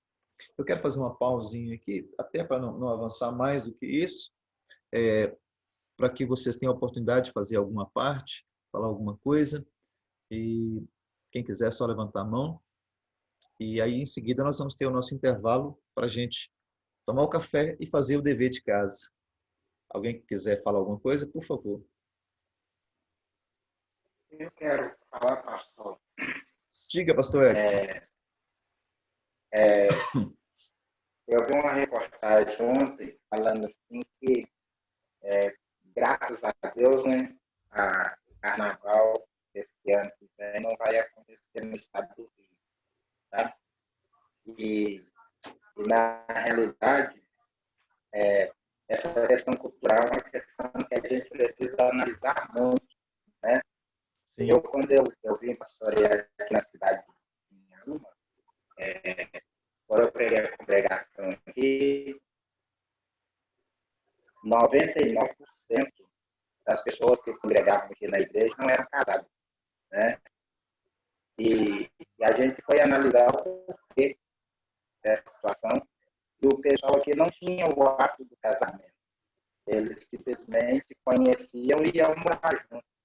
Nós começamos a pregar sobre isso aqui, a dar ensinamento sobre isso aqui na igreja, e eu já consegui fazer aqui bem uns 60 casamentos aqui na cidade, e a igreja hoje mudou assim, a cara completamente. Olha só que interessante, pastor. Muito interessante. O senhor disse quantos casamentos? Há uns 30, 70 casamentos já foram feitos aqui. Quantos, pastor? Eu não consegui ouvir bem. Uns 70 casamentos, 60, 70 casamentos. Olha, maravilha, hein? Eles vão colocar o apelido do senhor aí de pastor Santo Antônio. Brincadeira. Mas que coisa boa, pastor. O senhor fez bastante casamento. Olha só, o que é a leitura cultural, né? Essa questão, existem algumas comunidades que as pessoas simplesmente se amaziam, passam a morar juntos, e aqui para eles é uma questão normal, natural. E aí quando chega a mensagem cristã, chega a igreja, eu também participei em comunidades assim, e aí você tem a oportunidade de orientar essas pessoas, né? E inclusive de favorecer, né? E muitas vezes até de patrocinar. Eu falo assim, quem é aqui da igreja que vai casar e não tem condição, a gente paga o casamento, paga a festa, a gente faz tudo, para que o indivíduo possa casar, né, e regulamentar a sua vida civil. Isso é muito bom, muito interessante, pastor. Continua fazendo, você vai casar esse povo aí da cidade toda, desse jeito.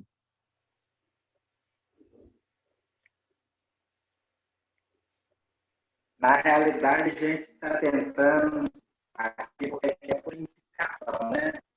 E a menina do cartório, que acho que todos a gente faz o casamento aqui, ela está tentando uma indicação aqui para a juiz de paz no cartório aqui, e ela está sendo palestra muito, acho que contribuiu muito também, foi o fato de eu ter sido, né, justamente de Janeiro, as pessoas acham que o pessoal lá não se preocupa com essa questão.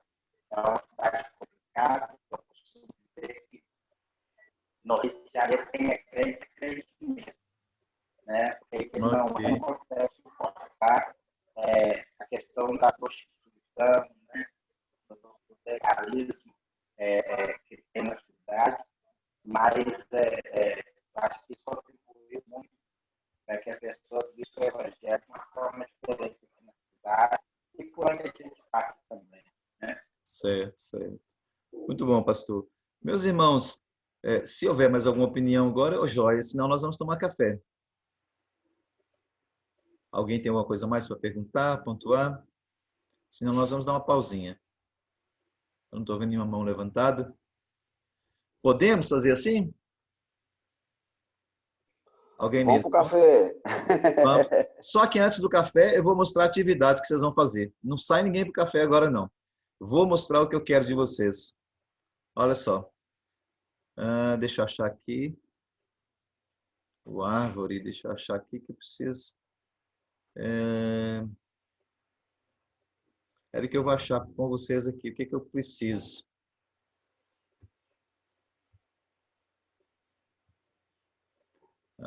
Muito bem. Eu já vou achar agora. Muito bem. Vocês estão acompanhando essa página aí? Sim ou não? Sim. Olha só. Para quem quer, e eu acho que vocês deveriam dar atenção, esse aqui eu estou no Árvore.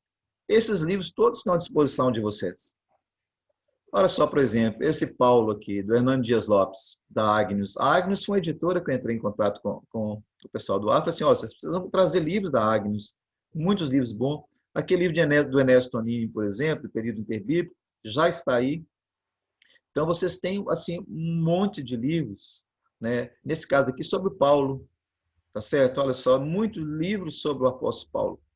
Então, vocês podem pesquisar, os livros estão à disposição de vocês. E eu acompanho aqui, eu sei quem lê, viu, gente? Eu estou vendo que a maioria não está lendo, não procura os livros. Então, tem muito livro bom. Então, eu queria conclamar vocês a pegar esses livros. O objetivo da biblioteca é esse. São mais de 30 mil livros. E vocês têm agora a biblioteca virtual, tem a biblioteca física também, que vocês vão poder compartilhar. Mas deixa eu mostrar para vocês a atividade de hoje. A atividade de hoje, vou mostrar para vocês agora o que vocês precisam fazer nesse intervalo. Agora vai dar 10 horas. Vocês vão ter até 10h30. Essa atividade é para nota. Eu vou mostrar o que vocês vão fazer. Atividades, está aqui. Atividades aplicadas. Espera aí que eu vou mostrar para vocês o que eu quero de vocês. Eu quero que vocês produzam um texto para mim. Tá certo? Esse texto, deixa eu mudar aqui para o aluno, que aí eu mostro para vocês o que eu quero.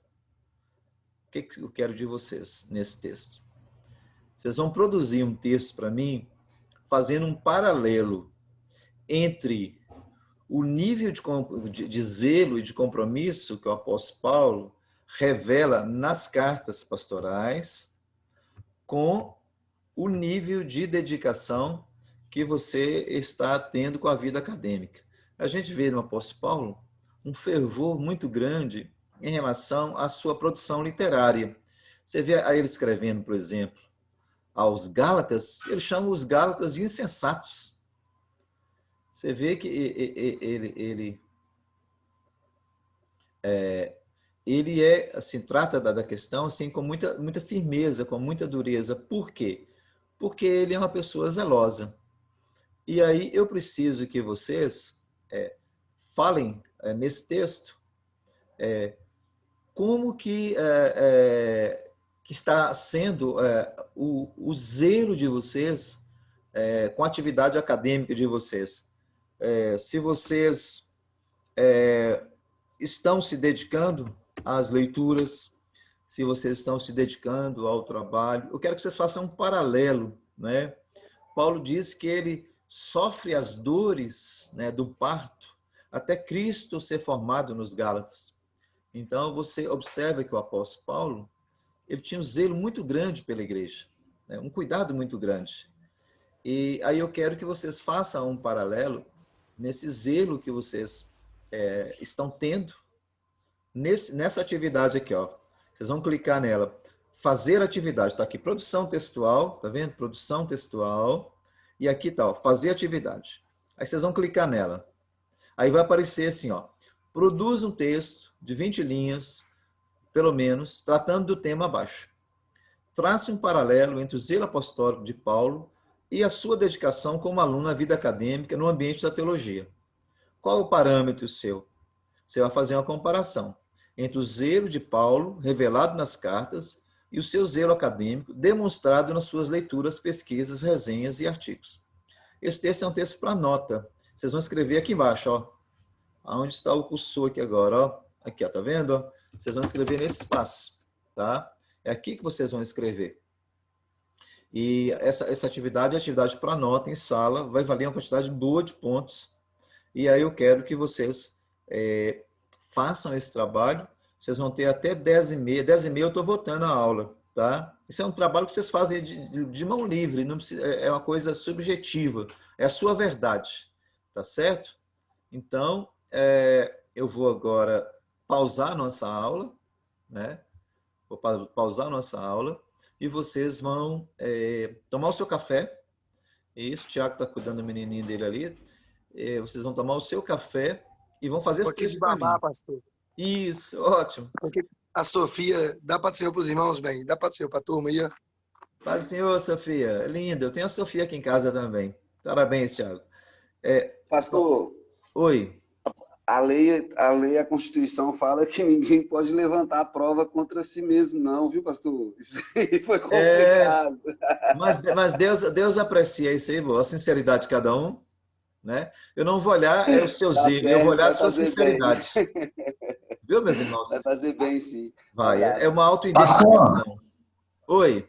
pastor, Sim, Carlos. o trabalho é feito no AVA, né? Eu tenho que abrir lá o AVA e fazer o trabalho lá, né? Isso, exatamente. Você pode fazer no Word, copiar e colocar no AVA. Fica a seu critério. Ok. Beleza, gente. Mas só tem uma quantidade de páginas específicas? Quantidade de linhas, 20 linhas no mínimo. 20 linhas? Isso. Beleza? Bom trabalho para vocês aí. 10h30 eu estou voltando, tá? Eu vou sair agora, mas vocês não precisam sair da página, não. É só silenciar o microfone e o vídeo de vocês.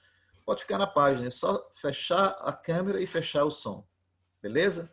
Eu estou fazendo, o meu já está fechado aqui, eu vou fechar também o som.